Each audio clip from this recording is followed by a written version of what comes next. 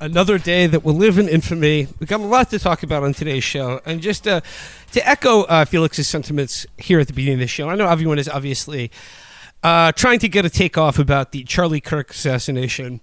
But I will say here just at the beginning of the show that we are not going to give you any kind of condescending lecture about how this is all really quite bad and how you react publicly to the murder of a detestable person will either enhance or fight back against the creeping fascism of the country.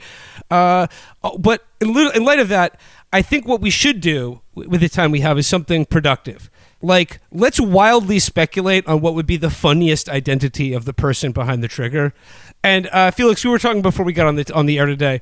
I think the funniest thing would be how shall I put this? A Caucasian gentleman who is an ardent admirer of hip-hop culture. Yeah, a Travis Kelce type. Well, like, from the one photo I saw, it's like, I ran it through my computer that detects these things. The Travis Kelce TX55.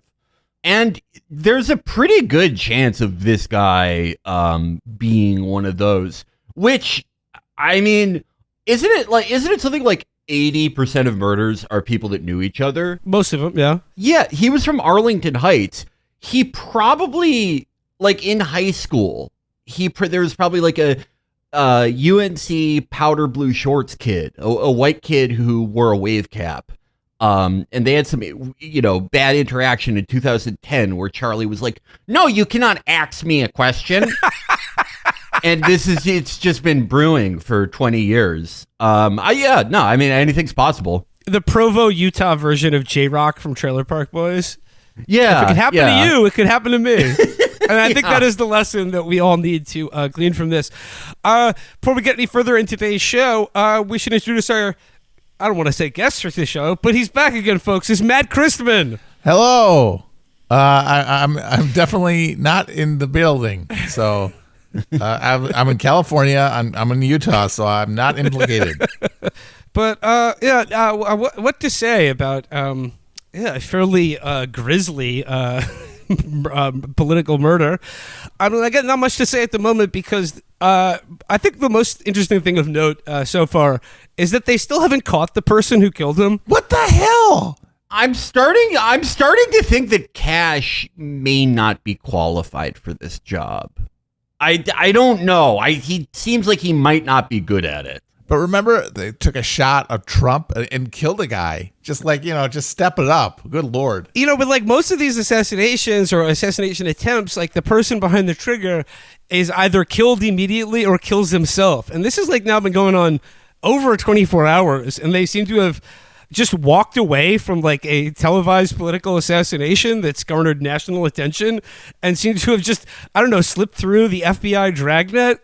Enough time has passed that this guy probably was like, yeah, I can probably reactivate my Hinge profile. I'm thinking about checking out OkCupid again. Matt, every time you come back on the show, it's like another week and another time we have to announce they are dabbing on us. They're dabbing on us, folks. I think they may be dabbing on us. I think they're getting a 15-yard penalty to be enforced on kickoff for the flagrant doing of the gritty in the end zone. Yep. Are you going to bring up the Pete Hegseth tweet that like? Oh, what was like farewell, good job, faithful servant? Was he talking to the shooter or Charlie Kirk? That was like, that really was like. Did you mean to send this to Evil Chat? Meanwhile, there's a message in Evil Chat that's like, a horrible day for our country. We will miss him. I mean, now is a time for, I would say, wild speculation about the causes of this murder. And all I will say is I got to shout out Sean McCarthy. The thing that most crystallized my thinking of this immediately after finding it was Donald Trump saying to Charlie, "No, they expect one of us in the wreckage, brother.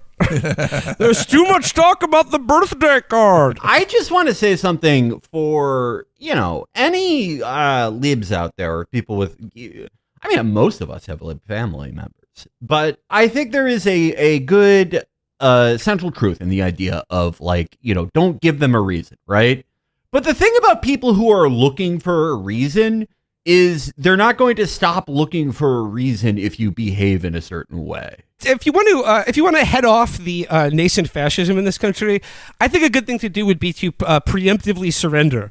So, you don't give them a reason to do fascism because you'll just stop existing. Yeah. I mean, and like, obviously don't on your account where it has your workplace and like photos of your kids be like, I'm jacking off at his funeral. Yo, but like, but also just like, I mean, what it almost seems like wishful thinking to me that if these people present as earnest and high-minded enough, everything will go back to normal. And like, that's just not happening. Or if they seem heartfelt enough that they won't be blamed for this. Right. I mean, it was such a short time ago that those 2 Democrats were killed in Minnesota, and every fucking Republican in the country was like, fucking Mike Lee was doing based posts about it. Like, well, we figured it out. It was Lil Nas X. Yeah. And you know what? Like, it does seem that, like, I don't want to say that, like, this is a preview of things to come because this has just been happening. And maybe it'll lead to an acceleration of just, I don't know, this like domestic Gladio style situation where these like impotent and spectacular acts of murder are just sort of like publicly witnessed, shared, debated over. And like everybody, when a murder happens, they just hold their breath being like, is this going to indict my side or my enemy's side? And making us look bad. And then like, and then the people doing the killings for one reason or the other will be attempting to like, I don't know, implicate the other side. It's all just... there's not many places to go with it, but like if you are I don't know, feel intimidated by like the sea of groypers with children's cartoons as their avi being like, the Saxon has awoken, the race war will commence, the cleansing will begin. It's just like you had the same reaction when Cracker Barrel changed its fucking corporate branding. Like, wait a minute, what? You're joking, of course. Matt, I'm sorry. Uncle Herschel has fallen. Oh my God. Yeah, it's now a silhouette. They're taking away the little peg game on the tables and replacing them with gender ideology. Well, that game was too hard. Yeah, but, it was. Matt, the new logo is actually a silhouette of a nude man giving a haircut. Because they're opening their first Chicago location. No, I mean, if I can give a piece of advice to people, to anyone, or to animals, one way to drive yourself crazy in life is to not sweat the small stuff. The biggest things in your life, people dying, horrible diseases, the years of lead, whatever's going to happen, you can't stop it. Even if you knew it was coming, what could you do about it? Post an infographic on Instagram? That's not going to do anything. Stuff is just going to happen to you. Things that you can control, like your V-taper, what kind of haircut you have, whether you are going to descale your Nescafe or throw it out and buy a new one. This is all you should worry about. In fact, you should be neurotic about all these small things because your life is decided around the margins. And whether, we're in a very confusing civil war that I don't know how that's going to work. Everyone who's saying that's going to happen, please explain the geography of that because I don't get it. Or not, you can't stop it. And what does history show us in any event? That stuff does happen, but it doesn't happen to you. So far, so good. I don't know. If I was doling out advice here to liberals who are worried that, like, oh God, like they're gonna use this to crack down on freedom of speech and make being a base lib illegal, they're gonna arrest me for laughing at Charlie Kirk. I would say like the one way to make sure that happens is to like get out all those posts now where you talk about how Charlie Kirk was a reasonable moderate who simply cared about debate and freedom of speech. It's like, yeah, look, you don't have to celebrate the guy dying or being like, I think political murder is good actually. But like this guy, first of all, did not believe in debate. And like he was just, a cynical opportunist who shot off canned zingers at like, I don't know, black people, gay people. Take your choice. Like, but and he certainly was no like moderate committed to the cause of American democracy or opposed to political violence.